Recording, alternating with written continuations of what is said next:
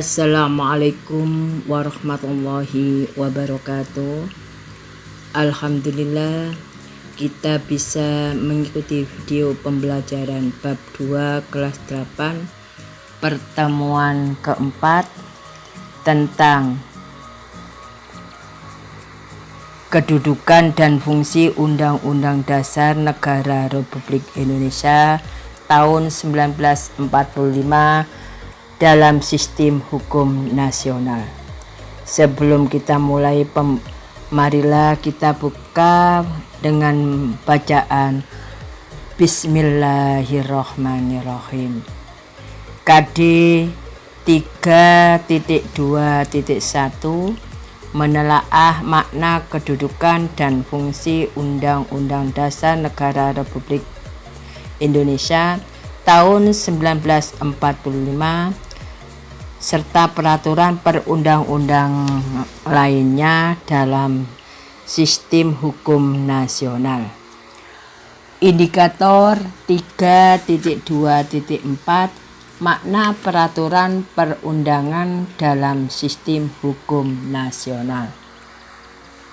Kita masih membahas bab 2 tentang kedudukan dan fungsi Undang-Undang Dasar Negara Republik Indonesia tahun 1945 dalam sistem hukum nasional. Ada peta konsep yang sudah saya bacakan pada pertemuan kemarin dan ada tujuan pembelajaran. Kemudian yang kita bahas pada pertemuan ini peraturan perundangan dalam sistem hukum nasional. Substansinya tata urutan peraturan perundang-undangan. Yang kedua, lembaga negara yang berwenang menguji undang-undang terhadap undang-undang dasar. Yang ketiga, lembaga negara yang berwenang menguji peraturan perundang-undangan di bawah undang-undang terhadap undang-undang. TAP MPR nomor 3 MPR tahun 2000. Ada Undang-Undang Dasar 1945, ada TAP MPR, Undang-Undang, Perpu, Peraturan Pemerintah, Keputusan Presiden, dan Peraturan Daerah. Undang-Undang nomor 12 tahun 2011. Undang-Undang Dasar 1945, TAP MPR, Undang-Undang atau Perpu, Peraturan Pemerintah, Peraturan Presiden, Peraturan Provinsi, dan Perda atau Kabupaten dan Kota. Dengan telah terbentuknya 3 undang-undang yang mengatur substansi utama dalam TAP MPR nomor 3 MPR tahun 2000, yaitu Undang-Undang nomor 12 tahun 2011 tentang pembentukan peraturan perundang-undangan. Di dalam diatur tentang tata urutan peraturan perundang-undangan. Yang kedua, Undang-Undang nomor 24 tahun 2003 tentang MK. Undang-Undang yang nomor 3, Undang-Undang nomor 5 tahun 2004 tentang perubahan asas Undang-Undang nomor 14 tahun 1985 tentang MA yang menegakkan bahwa kewenangan menguji peraturan perundang-undangan di bawah undang-undang terhadap undang-undang dilakukan oleh MA. Maka ketetapan ini tidak berlaku lagi. Sifat dan ciri-ciri serta arti penting peraturan perundang-undangan. Sifat dan ciri-ciri dari peraturan perundang-undangan di Indonesia adalah sebagai berikut. A. Merupakan peraturan yang tertulis.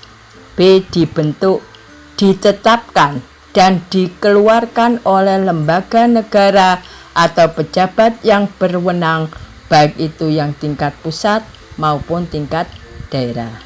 C. Merupakan norma hukum atau aturan yang mengatur pola tingkah laku. D. Mengikat secara umum dan menyeluruh. Selanjutnya, arti penting dari peraturan perundang-undangan adalah sebagai berikut. Memberikan kepastian hukum bagi setiap warga negara, menciptakan rasa keadilan bagi setiap warga negara, memberikan perlindungan bagi setiap hak-hak warga negara, menciptakan ketertiban dalam hidup bermasyarakat, berbangsa, dan bernegara. Melaksanakan dan mempertahankan Undang-Undang Dasar Negara Republik Indonesia tahun 1945. Suatu peraturan perundang-undangan memiliki dua sifat, dapat diubah dan tidak dapat diubah. Undang-Undang Dasar tahun 45 merupakan contoh konstitusi yang dapat diubah. Hal ini tercantum dalam pasal 37 Undang-Undang Dasar Negara Republik Indonesia tahun 1945. Perubahan pertama kali terhadap Undang-Undang Dasar Negara Republik Indonesia dilakukan pada tahun 1999 atas tuntutan rakyat. Perubahan tersebut dilakukan oleh Badan Pekerja MPR yang dibantu oleh panitia pembentukannya, yaitu panitia ad hoc, yaitu untuk menyusun kesepakatan dasar terkait perubahan Undang-Undang Dasar Negara Republik Indonesia tahun 1945. Kesepakatan dasar tersebut antara lain tidak mengubah pembukaan Undang-Undang Dasar Negara Republik Indonesia tahun 1945. Yang kedua, tetap mempertahankan negara kesatuan Republik Indonesia. Yang ketiga, mempertegas sistem pemerintahan presidensil. Yang keempat, penjelasan Undang-Undang Dasar Negara Republik Indonesia tahun 1945 ditiadakan serta hal-hal normatif dimasukkan ke pasal-pasal atau batang tubuh. Yang kelima, melakukan perubahan dengan cara amendum. Demikian materi yang Ibu sampaikan. Semoga anak-anak bisa memperhatikan.